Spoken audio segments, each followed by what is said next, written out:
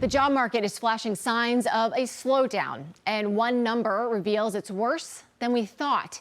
Even though the unemployment rate is still relatively low, there's a growing amount of Americans that are stuck in part-time gigs because that's all they can just get. The shares of Americans wanting a full-time job working part-time is at a 4-year high, and many are so discouraged by the job market that they've stopped looking for full-time work altogether. Adam, just to remind everybody, the unemployment rate, 4.3%.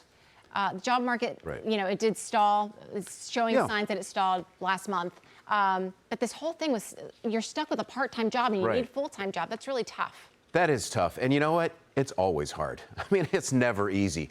And I think coming out of COVID, where jobs were so plentiful because businesses were trying to restart, that all of a sudden it almost became easy. And in fact, you could ask for a raise and you got it. I mean, when was the last time you walked into the boss's office, asked for a raise and actually got it?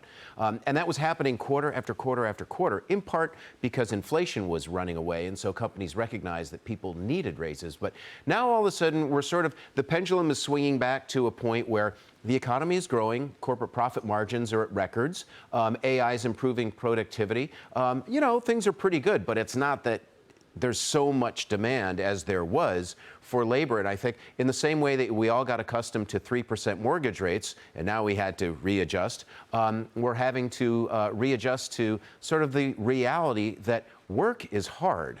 Life is hard. Yes. Thank you. Thank you. Yeah.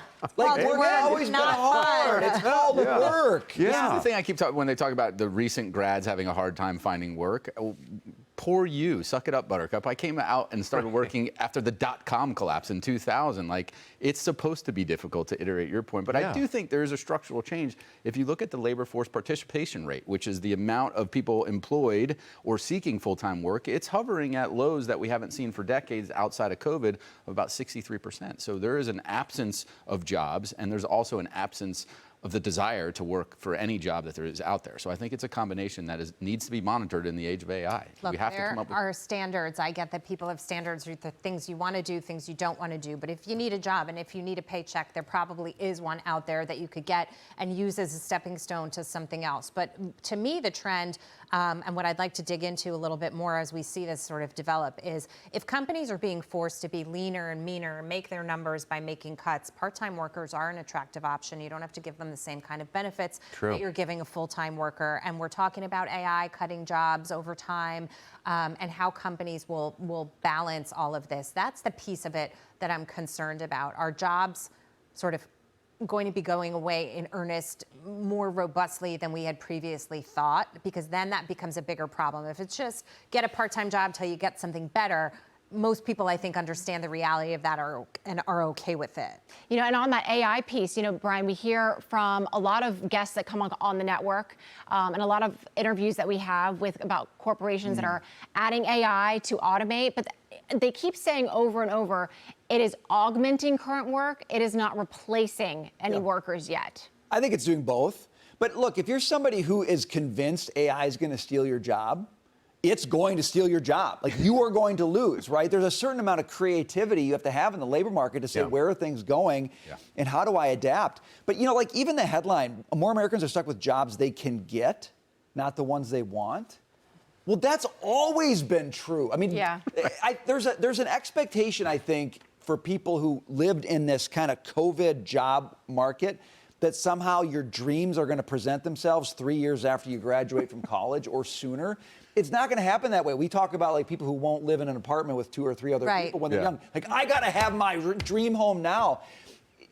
You like my grandpa probably didn't want to be a janitor, but it's the job he could get, and he did it, and he earned a living on it, right? So when you live in a world of quiet quitting and no work Mondays and all these things we had for 4 years during COVID, there is a sort of psychological shift that has to happen. I don't think we live in a great labor market necessarily in terms of finding jobs. There are challenges. We've had very bad economic policy in this country. So I sympathize with those who can't find a job. But you have to bring a mindset to the labor market. And I think in a lot of ways right now, people are bringing a mindset of, let me work from home, no work on Mondays, and I can quiet quit if I want to.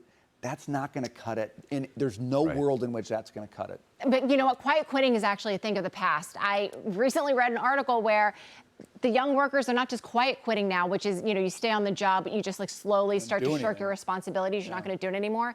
More and more young people are quitting, but they're doing it vocally, publicly, on social media, and blasting their former employer on their way out, which is just so unwise. And speaking of unwise things, talking about how job doesn't necessarily have to be fun, the Wall Street Journal is profiling this kind of, I don't know, what seems to be like a generational characteristic.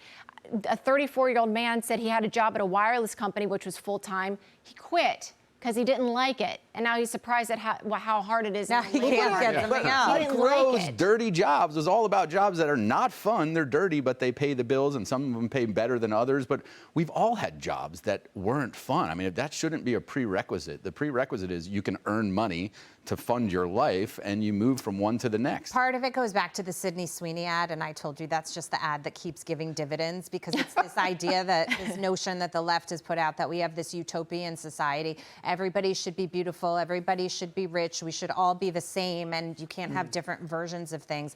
And I think that's playing out in the labor force too, because people are feeling lesser than if they have certain jobs. Social media plays a role in that too, and so that's changing how people look at work. And if you change how people look at work and they don't value just the idea of the work ethic and going out and earning a living and putting food on the table, then they become picky, and then they're quitting very decent jobs, Lydia, to your point, right, that they shouldn't be. Well, quitting decent jobs and completely burning their bridges on the way out. Right. I mean, my old boss used to have like a placard on his desk that said, choices, ...